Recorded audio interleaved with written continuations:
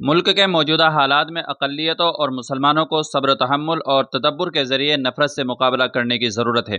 دلی کی جامع مسجد کے شاہی امام سید احمد بخاری نے جمعے کے دن نماز جمعہ سے پہلے خطاب کرتے ہوئے کہا کہ ہم اس وقت انتہائی صبر آزما اور آزمائش سے بھرے دور سے گزر رہے ہیں۔ ملک ایسے لمحات سے گزر رہا ہے جس میں ہر طبقے کے لوگ ذہنی الجھن میں مبتلا ہیں۔ ہزاروں سال سے گنگا جمنی تہذیب کے اس آئینہ دار ہندوستان کا دامن اس قدر وسیع رہا ہے کہ ہر مذہب کو اپنے دامن میں سمیٹے ہوئے ہے۔ ایک ایسا ملک جس کی شناخت تمام مذاہب، تہذیبوں، زبانوں، رنگ و نسل کا مساوی احترام ہے، آج اس پر آنچ آئی ہوئی ہے۔ یہ ہندو اور مسلمان کا سوال نہیں ہے، یہ وطن عزیز کی عزت اور بقا اور سلامتی کا سوال ہے۔ مولانا بخاری نے کہا ہے کہ ہمارا ملک اور اس کی پہچان کسی ایک اکائی مذہب یا تہذیب سے نہیں بلکہ تمام عقائد، مذاہب، ثقافتوں، تہذیب و تمدن کا مشترکہ عالمی مرکز اور گہوارہ ہے۔ اس چمن میں سب ایک دوسرے کے کئی مسائل پر بنیادی اختلافات کے باوجود سب ایک اکائی کی طرح صدیوں سے چلے آ رہے ہیں۔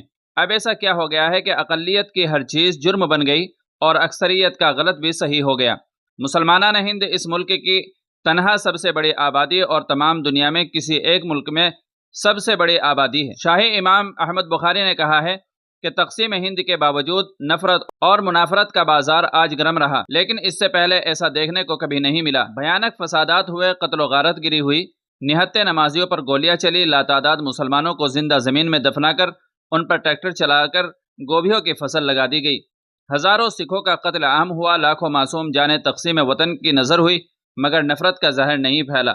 آسام میں نیلی کے مقام پر 16 گاؤں سے مسلمان کھدیڑ دیے گئے، 3000 سے زائد مسلمانوں کا یک طرفہ قتل ہوا، مگر آج آسام میں جس طرح نفرت پھیلائی گئی ہے اور پھیلائی جا رہی ہے اس کی کوئی مثال نہیں ملتی ہے۔ شاہی امام نے کہا ہے کہ مسلمانوں کو بیوقوف بنانے کے لیے لبراہن کمیشن، گوپال کمیشن، شری کرشنا کمیشن، اس کے علاوہ بھی مختلف کمیٹیاں اور کمیشن بنائے گئے۔ مسلمانوں کو ڈرا ڈرا کر ووٹ حاصل کیے جاتے رہے ہیں، اقتدار حاصل کیا، لیکن ناانصافی، محرومی مسلمانوں کے مقدر بنا دی گئی ہے۔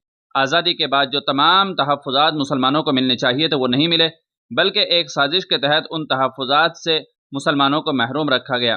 امام بخاری نے کہا ہے کہ ہمارا ایسا کیا گناہ ہے کہ مسجدوں کے میناروں پر چڑھ کر اشتعال انگیز نعرے، اماموں کی داڑھیوں کو نوچا جانا، ٹرین میں سفر کے دوران مسلمانوں کا قتل کیا جانا، قرآن کریم کی بے حرمتی، توہین رسالت، وقف ترمیمی بل، حرم سنسد کے ذریعے مسلمانوں کے قتل عام کی دھمکی، قبرستان، مزارات اور خانقاہوں کی بے حرمتی، ہجومی تشدد، ذرا سے احتجاج پر عدالتی حکم کے بغیر گھروں کو بلڈوز کیا جانا، برسر اقتدار جماعت کا مسلم نمائندگی سے مکمل خالی رہنا اور بیجا زبان درازی کر کے مسلمانان ہند میں خوف و ہراس پیدا کرنا۔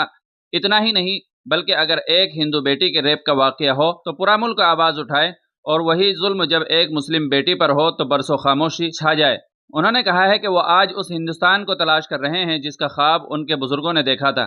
شاہی امام نے کہا ہے کہ انہوں نے ان تمام حالات کا ذکر پورے ملک اور مہذب معاشرے کو دعوت فکر دینے کے لیے کیا ہے۔ میری تشویش کا پس منظر ہندو مسلم تقسیم یا تعصب نہیں ہے، مجھے اپنا ملک اندھیروں کی طرف جاتے ہوئے دکھائی دے رہا ہے۔ انہوں نے کہا ہے کہ آج کسی کو بیجا نفرت میں مبتلا کرنا ان کا مقصد نہیں ہے، بلکہ سب میں ایک احساس ذمہ داری اور احساس احتساب کرنا مقصود ہے۔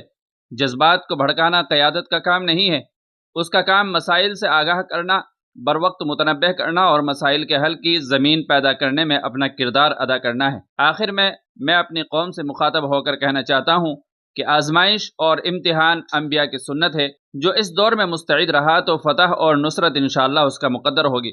تو دوستو، شاہی امام احمد بخاری صاحب کا یہ بیان آپ کو کیسا لگا؟ کمنٹ کر کے ہمیں ضرور بتائیے گا، اور چینل پر پہلی بار آئے ہوں تو سبسکرائب ضرور کر لیجئے گا۔